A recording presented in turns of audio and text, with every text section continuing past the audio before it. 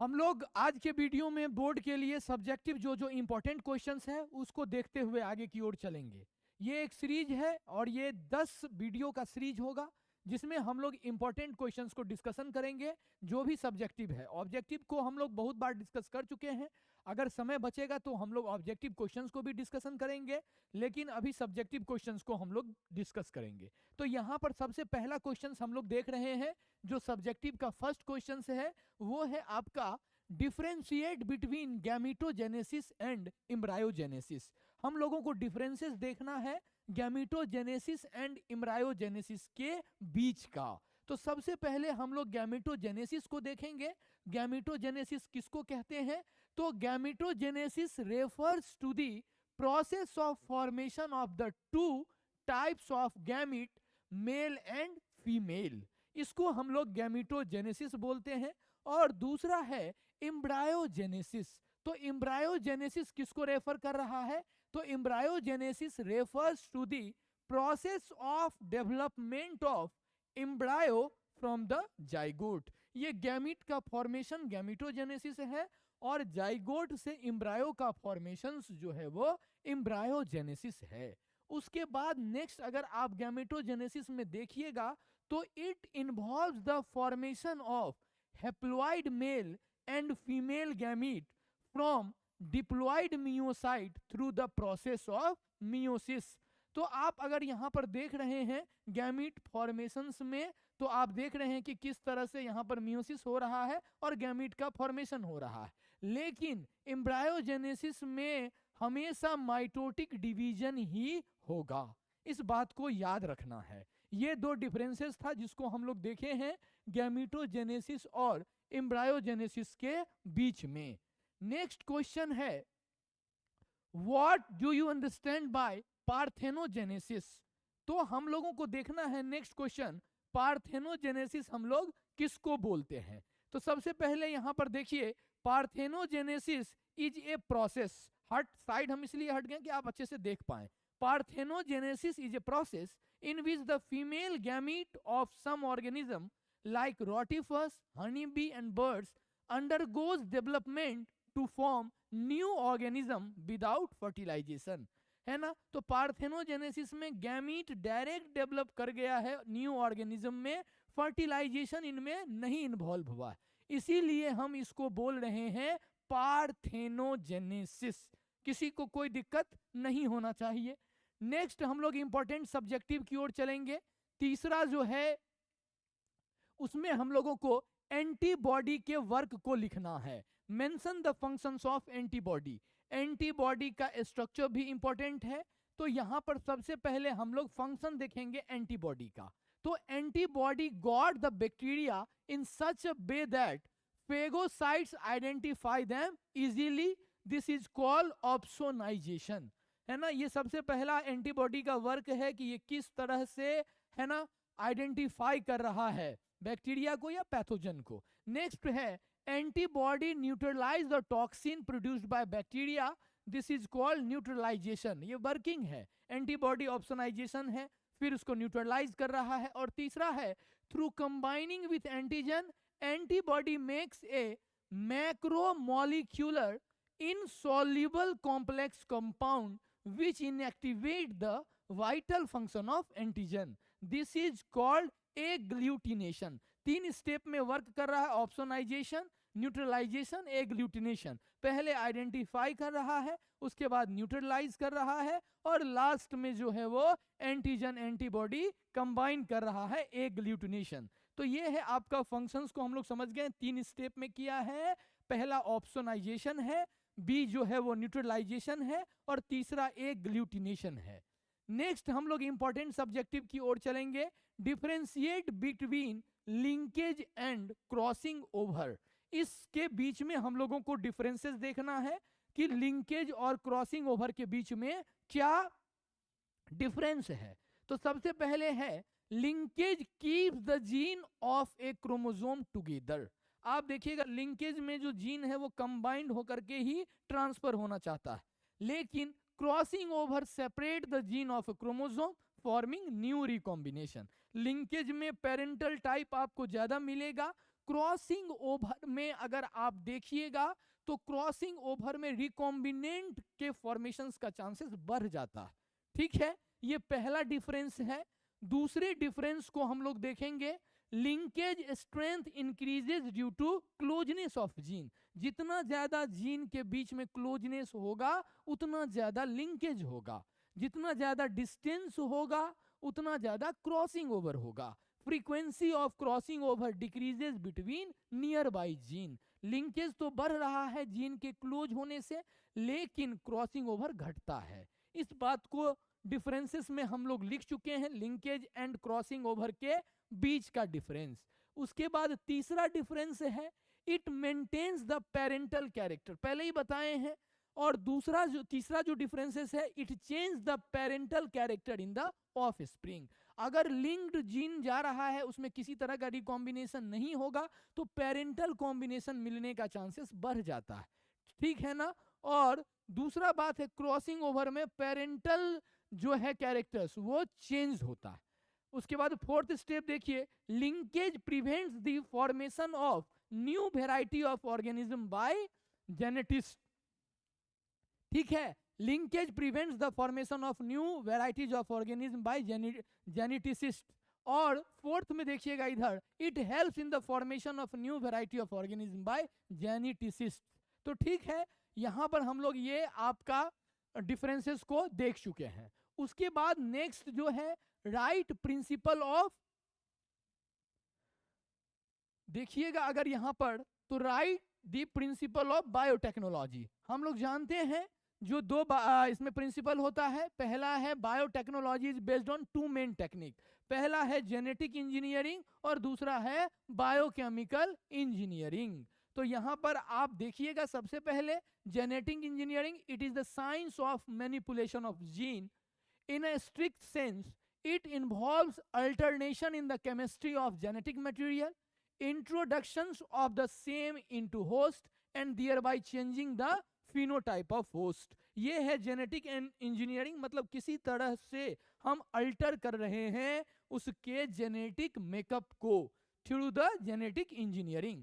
और दूसरा है biochemical engineering process devoted for the growth of desired microbes और eukaryotic cell in large quantities in a culture medium in aseptic condition for the manufacture and multiplication of biotechnological product such as antibiotics, vaccine, enzyme, etc। तो हम लोग यहाँ पर देख लिए हैं जो प्रिंसिपल है बायोटेक्नोलॉजी का, वो जेनेटिक इंजीनियरिंग है और बायोकेमिकल इंजीनियरिंग है। उसके बाद नेक्स्ट क्वेश्चंस की ओर हम लोग चलेंगे। तो कह रहा है कंट्रोल ऑफ नॉइज पॉल्यूशन किस तरह से करेंगे, right on control of sound pollution. Noise pollution पे हम लोगों को लिखना है। तो कंट्रोल ऑफ नॉइज पॉल्यूशन पहला है कि नहीं, there could be developed gadgets to control noise at source of noise. इस तरह का हमको मशीन इक्विपमेंट्स डिस्कवर करना होगा जो वहीं पर जहां पर सोर्स है नॉइज का वहीं पर कंट्रोल किया जा सके। दूसरा है industrial unit should be established away from high density populated areas. जहां पर हाई डेंसिटी पॉपुलेटेड एरियाज है वहां पर इंडस्ट्री नहीं लगाया जाए। तीसरा जो है sound absorb should be used, sound absorbers should be used, loud speaker should be band. और लास्ट है for controlled of sound pollution the law should be enforced effectively. और यहां पर हम लोग 5 देखे हैं किस तरह से नॉइज पॉल्यूशन को हम लोग कंट्रोल कर सकते हैं। नेक्स्ट हम लोग चलेंगे तो नेक्स्ट डिफरेंसेस हमको एंटीबॉडीज और इंटरफेरोन के बीच में डिफरेंसेस देखना। अगर एक एक करके give difference between interferon and antibodies, क्या क्या डिफरेंसेस है इसको हम लोग देखेंगे। तो इंटरफेरोन है और एंटीबॉडीज है।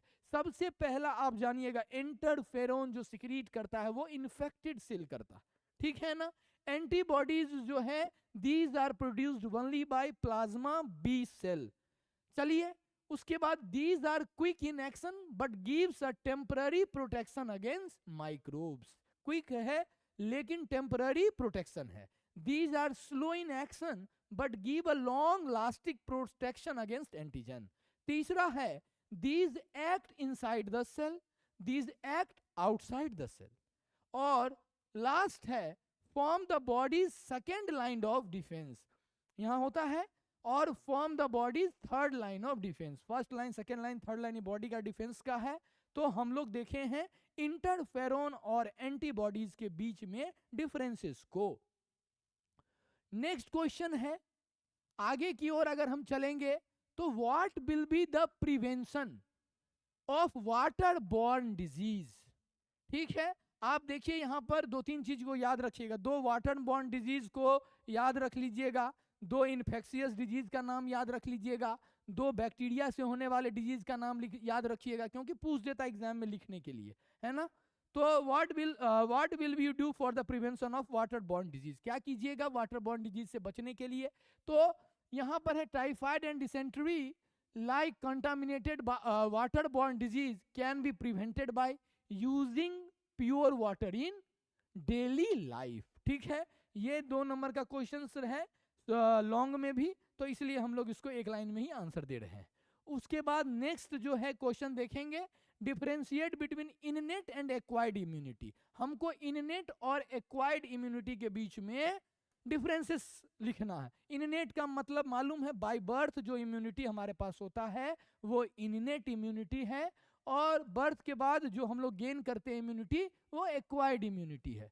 तो innate immunity is a kind of non specific protection of the body which persist from the birth, whereas acquired immunity is pathogen specific, in which primary and secondary responses occur which depend upon the memory of primary response।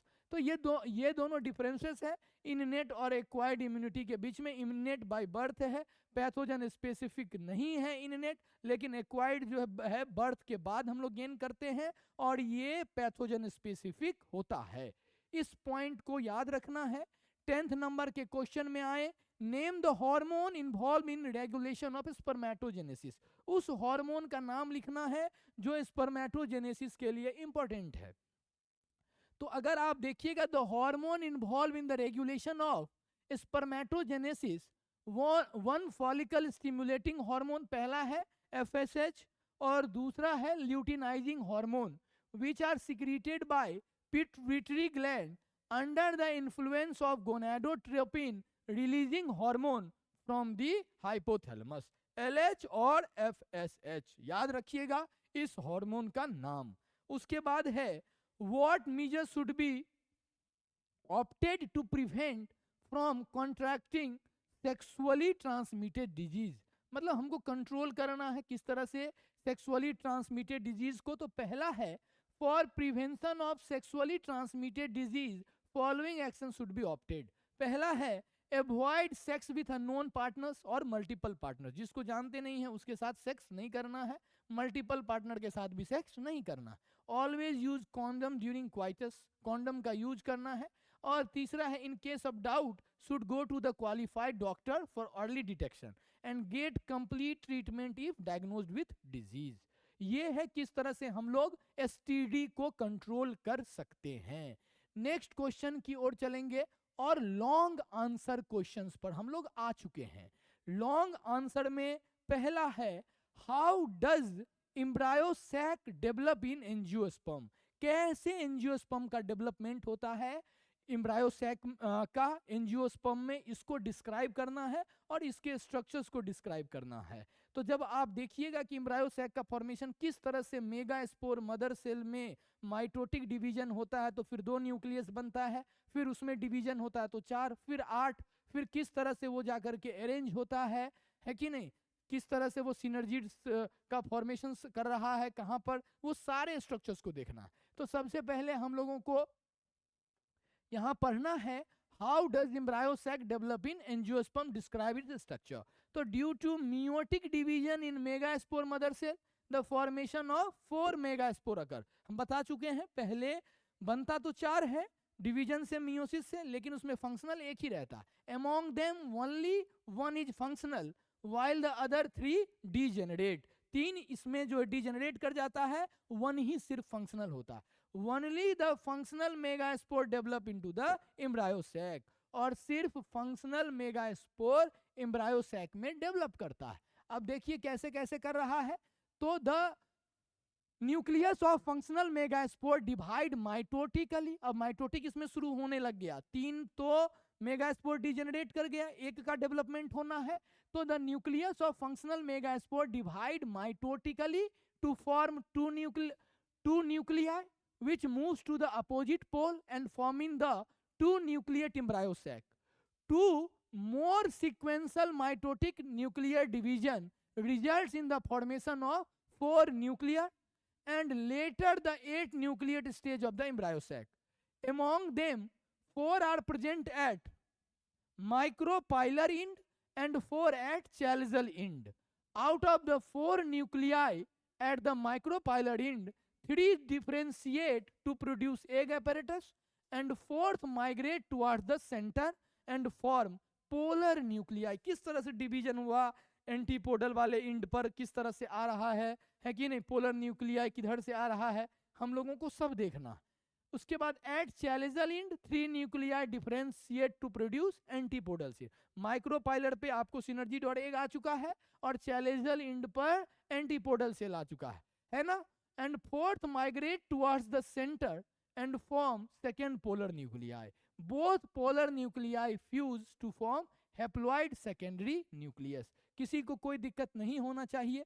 उसके बाद egg apparatus है, central cell है and antipodal cell. चलिए development ही पढ़ रहे हैं अभी।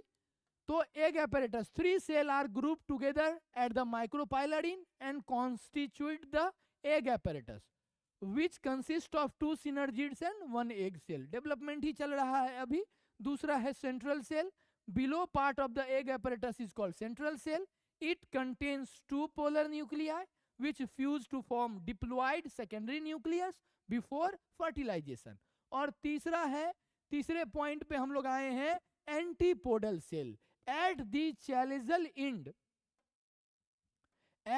chalical end of embryo sac, 3 cells are present which are called antipodal cell. They degenerate before or after fertilization. चलिए तो हम लोग सबसे पहले लॉन्ग आंसर को खत्म किए हैं, उसके बाद दूसरे पे आए हैं। दूसरा कह रहा है discuss concept of productivity, what is primary productivity, right about factors affecting it. तो सबसे पहले हम लोगों को प्रोडक्टिविटी के बारे में देखना। प्रोडक्टिविटी है तो रेट से रिलेटेड है कि नहीं। तो क्या है, तो आप समझ जाइए कि प्रोडक्टिविटी है ना, किसी टाइम को लेना है, एरिया को लेना है और वहां पर जो बायोमास का प्रोडक्शन हो रहा है उसको हम लोग प्रोडक्टिविटी इसमें यहां पर बोलेंगे, ठीक है ना। तो अगर आप पॉइंट को देखिएगा तो the rate of synthesis of organic matter और biomass produced at any trophic level during a given period of time is called productivity. For productivity 3 things are necessary. पहला है rate of production per unit area unit time, तीनों चीज होना चाहिए। Rate production का, unit area को भी consider करना, यूनिट टाइम को भी। Productivity is of 2 type, primary productivity, secondary productivity. It is measured as weight. आप देख लीजिए किस तरह से लिखा हुआ है ना। तो आप देखिएगा ग्राम पर मीटर स्क्वायर पर ईयर है और एनर्जी इस तरह से यूनिट में देना। आगे की ओर चलेंगे तो primary productivity is defined as the amount of biomass और organic matter produced per unit area over a time period by plants during photosynthesis. It is expressed in terms of weight और energy. It can be divided into 2 types, gross primary productivity और net primary productivity, है ना. तो gross total को बोलेंगे और net उसमें से अगर लॉस को माइनस कर देंगे. तो ग्रॉस प्राइमरी प्रोडक्टिविटी को देखिए क्या कह रहा है. ग्रॉस प्राइमरी प्रोडक्टिविटी है, gross primary productivity of an ecosystem is the rate of production of organic matter during photosynthesis. A considerable amount of GPP is utilized by plant in respiration. Total production को हम लोग gross बोले, class में पढ़ा चुके हैं, अभी questions है तो देखना है. और समझ रहे हैं अगर लॉस उसमें से माइनस कर देंगे तो नेट में चला जाएगा. It is equal to addition weight of stored organic material present in body of producer and loss during different activity happens in its body. और दूसरा है नेट प्राइमरी प्रोडक्टिविटी। तो ग्रॉस में से जो लॉस है उसको माइनस कर दीजिए तो नेट आ जाएगा। तो net primary productivity is the available biomass for the consumptions to heterotrophs. Gross primary productivity minus respiration loss is the net primary productivity. GPP minus R equal to NPP. Primary productivity किस पे depend करता है? तो primary productivity depends on the plant species inhabiting a particular area. It also depends on a variety of environmental factors, availability of nutrients, and photosynthetic capacity of plants. Therefore, it varies in different ecosystems. The annual net primary productivity of the whole biosphere is approximately 170 billion ton of organic matter. Of this, despite occupying about 70% of the surface, the productivity of the oceans are only 55 billion ton. याद रखना है, वो आपको बता रहा है biosphere और कितना है। चलिए नेक्स्ट है, microbes can be used to decrease the use of chemical fertilizers and pesticide. Explain how this can be accomplished. इसमें ये दिखाना है कि माइक्रोब्स के यूज को हम लोग प्रमोट करके किस तरह से यहाँ पर फर्टिलाइजर्स और पेस्टिसाइड्स के यूज को घटा सकते हैं। इस बातों को हम लोगों को इसमें देखना है। तो सबसे पहले अगर आप इसके क्वेश्चंस को देख रहे हैं तो इस माइक्रोब्स का यूज हमको इसमें लिखना है और किस तरह से एग्रीकल्चर में यूज कर रहे हैं माइक्रोब्स का वही है। तो सबसे पहले आपको मालूम है कि the use of chemical fertilizers and pesticides to meet the ever increasing demand of agriculture product has contributed significantly to environmental pollution which is a major cause of concern. We have now realized that there are problems associated with the overuse of chemical fertilizers, and there is a large pressure to switch to organic farming, the use of biofertilizers. Biofertilizers are organisms that enrich the nutrient quality of the soil. The main source of biofertilizers are microbes, that is the bacteria, fungi, and cyanobacteria. The nodule on the roots of leguminous plant formed by the symbiotic association of rhizobium, fixed atmospheric nitrogen into organic forms, which is used by the plants as nutrient. Other bacteria can fix atmospheric nitrogen while free living in the soil, thus enriching the nitrogen content of the soil. ये बता रहा है कि किस तरह से हम लोग जो है नाइट्रोजन फिक्सिंग बैक्टीरिया का यूज करके भी प्रोडक्टिविटी को बढ़ा सकते हैं। उसके बाद नेक्स्ट है, fungi are also known to form symbiotic association with plants. The fungal symbiont in these association absorb phosphorus from soil and passes it to the plants. Next है, plant having such association show other benefit also, such as resistance to root-borne pathogen, tolerance to salinity and drought, and overall increase in plant growth and development. उसके बाद next तीनों के use को हम लोग देखे हैं। सबसे पहले बैक्टीरिया के यूज को देखे हैं, फिर फंगी के यूज को देख रहे हैं और लास्ट में साइनोबैक्टीरिया के यूज को देख रहे हैं, मतलब माइक्रोब्स के यूज को देख रहे हैं। Cyanobacteria are autotrophic mode which can fix atmospheric nitrogen, that is Anabaena, Nostoc, Oscillatoria, etc. In paddy field, cyanobacteria serve as an important biofertilizers. Blue-green algae also add organic matter to the soil and increases its fertility. Currently, in our country, a number of fertilizers are available commercially in the market, and farmers use these regularly in their fields to replenish soil nutrients and to reduce dependence on chemical fertilizers. तीनों के use को अलग अलग लिख दीजिएगा, कोई बात नहीं है। उसके बाद हम लोगों को जो नेक्स्ट क्वेश्चन देखना है वो आपका मेंडेलियन डिसऑर्डर और क्रोमोजोमल डिसऑर्डर के बीच के डिफरेंस को देखना है। तो चलिए सबसे पहले हम लोग यहाँ पर देखेंगे कि मेंडेलियन डिसऑर्डर और क्रोमोजोमल डिसऑर्डर में क्या डिफरेंस है। तो सबसे पहले आपको मालूम है कि मेंडेलियन डिसऑर्डर में अगर आप देखिएगा तो बेस पेयर के में म्यूटेशन से जो डिसऑर्डर हो रहा है वो मेंडेलियन डिसऑर्डर है, लेकिन क्रोमोजोमल डिसऑर्डर में पूरा का पूरा क्रोमोजोम ही चेंज हो जा रहा है, ठीक है ना। तो यहाँ पर सबसे पहले हम लोगों को जो देखना है वो है मेंडेलियन डिसऑर्डर, और उसके बाद जो हम लोग देखेंगे वो क्रोमोजोमल डिसऑर्डर।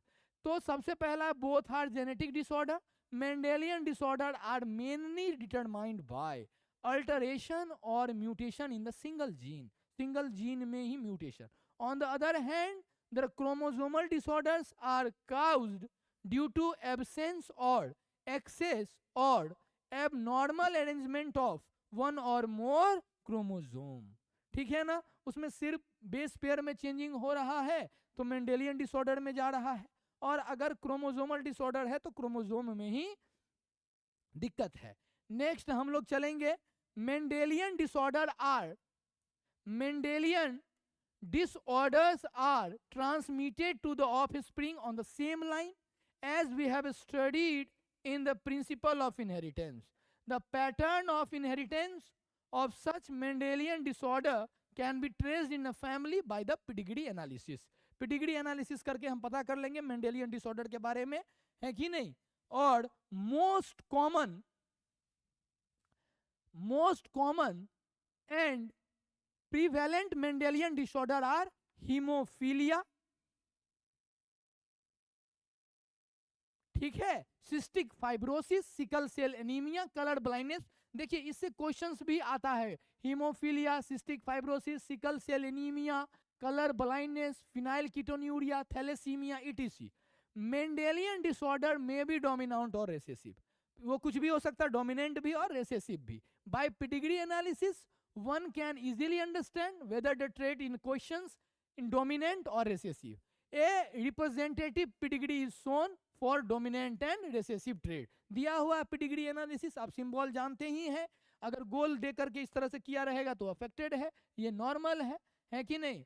तो यहाँ पर हम लोगों को देखना है, और ये इस तरह से पेडिग्री एनालिसिस भी दिया हुआ, बनाइएगा जरूर एग्जाम में, डायग्राम तक पहुंचने की कोशिश कीजिएगा। नेक्स्ट हीमोफीलिया के बारे में लिखा हुआ है, तो haemophilia, this is sex linked recessive disease, has been widely studied which shows its transmission from unaffected carrier female to some of the male progeny. In this disease, a single protein, that is the part of cascade of proteins involved in the clotting of blood, is affected. Due to this, in an unaffected individual, a simple cut will result in stop bleeding. The heterozygous female for hemophilia may transmit the disease to son, है ना। ये आपका female से mail की ओर आ रहा है। The possibility of a female becoming a hemophilic is extremely rare because mother of such a female has to be at least carrier and the father should be hemophilic. ये haemophilia पे अगर short notes भी आएगा तो लिख लीजिएगा। और last है phenyl ketonuria, this inborn inner of metabolism is also inherited as the autosomal recessive trait. The affected individual lack an enzyme that converts the amino acid phenylalanine into tyrosine. As a result of this, phenylalanine is accumulated and converted into phenylpyruvic acid and other derivatives. Accumulation of these in brain results in mental retardation. These are also excreted through urine because of its poor absorption by kidney. तो ये phenyl ketonuria पर, अगर haemophilia पे भी लिखने आ जाए तो लिख दीजिएगा, फिनाइल कीटोन्यूरिया पे भी आए तो लिख दीजिएगा। अभी वैसे हम पढ़ क्या रहे थे आपको, मेंडेलियन डिसऑर्डर और क्रोमोजोमल डिसऑर्डर, तो आपको बता दिए हैं कुछ डिसऑर्डर के बारे में भी जो मेंडेलियन डिसऑर्डर था। नेक्स्ट आगे की ओर हम लोग चलेंगे और क्वेश्चंस को देखेंगे। तो यहाँ पर लिख रहा है व्हाट इज आईयूडी, है ना, इंट्रायूटेराइन डिवाइस, और हाउ डज इट वर्क्स, किस तरह से वर्क करता है, इस पॉइंट को भी देखना है। तो सबसे पहले intrauterine device are inserted by doctors और expert nurses in the uterus through vagina, पहले भी पढ़े हैं। These are of different types, for example non medicated होगा जिसमें कि लिप्स लूप है, कॉपर रिलीजिंग आईयूडी, ऑब्जेक्टिव में भी आता है सीयूटी मल्टी, है ना, और multiload 375 and the hormone releasing IUD is progestasert LNG-20, है ना। आईयूडी इंक्रीज किस तरह से वर्क करता है? IUD increases phagocytosis of sperm with in the uterus and the copper ion release suppress sperm motility and the fertilizing capacity of sperm. The hormone releasing IUD in addition make the uterus unsuitable for implantation and cervix hostile to the sperm. IUD are ideal contraceptive for the female who want to delay pregnancy or space children. तो ये है आपका IUD और किस तरह से IUD work करता है, इस पे रिलेटेड पॉइंट है। चलिए उसके बाद नेक्स्ट जो हम लोगों को पढ़ना है वो है describe the structure of memory gland. तो मेमोरी ग्लैंड का स्ट्रक्चर एनसीईआरटी में दिया हुआ है, ये इस तरह से स्ट्रक्चर्स को जरूर एक बार देख लीजिएगा, है ना। ये आपका स्ट्रक्चर्स दिया हुआ है और डिस्क्राइब द स्ट्रक्चर, स्ट्रक्चर्स के बारे में जो लिखना है। तो mammary gland are found in mammals, a functional mammary gland structure NCERT में दिया हुआ है फीमेल रिप्रोडक्टिव सिस्टम में। तो mammary gland are found in mammals, a functional mammary gland is characteristics of all female mammals. The mammary gland are paired structure called breast in human. It contains glandular tissue and variable amount of fat. The glandular tissue of each breast is divided into 15 to 20 mammary lobes containing cluster of cell called alveoli. The cell of alveoli secrete milk which is stored in the cavities of alveoli. The alveoli open into mammary tubules. The tubules of each lobe join to form memory duct or several memory ducts join to form a wider memory ampulla which is connected to the lactiferous duct through which milk is sucked out. ये है आपका describe the structure of memory gland. उसके बाद what are the main features of cancer cell? तो हमको cancer cell के बारे में बताना है कि नॉर्मल सेल और कैंसर सेल में क्या। तो कैंसर सेल्स में the main feature of cancer cells are following. पहला है cancer cells have their own unchangeable plasma membrane but sometimes formation of mucopolysaccharide on cell surface are seen. पहला है ये कैंसर सेल का कैरेक्टरिस्टिक्स। दूसरा है cytoplasm of cancer cell contain various type of cell inclusions. सी है swollen mitochondrion in cancer cell are observed. D है nucleus show its increased shape, the outer membrane is irregular. Chromatin granules in the nucleus are irregularly distributed. ये है आपका cancer cell का features. उसके बाद है what do you mean by communicable disease? Mention 3 communicable disease. तो पहला इसमें आप देखते हुए आगे की ओर बढ़िए। Such type of disease which are directly or indirectly communicated from one person to another is called communicable disease, है ना। जो इजीली एक से दूसरे में ट्रांसफर हो रहा है डायरेक्टली और इनडायरेक्टली, तो उसको हम लोग कम्युनिकेबल डिजीज बोल रहे हैं। Following are 3 communicable disease in human caused by bacteria. पहला है pneumonia caused by streptococcus pneumonia. Fever, cough and headache are important symptoms. Tuberculosis caused by Mycobacterium tuberculosis. Fever, sweating during night, blood in septum are common symptoms of this disease. Or cholera caused by Vibrio cholera through contaminated food and drinking water. Bacteria reach small intestine. It causes symptoms like frequent vomiting and watery faces. तो इस तरह से हम लोग इस series का पहला जो है खत्म किए हैं। उसके बाद नेक्स्ट वीडियो में हम लोग नेक्स्ट सब्जेक्टिव देखेंगे। पूरा का पूरा अभी याद कीजिए आप लोग, और कल जब ये नया वीडियो का सीरीज आएगा तो उसमें आपको नेक्स्ट याद करना। Thank you very much.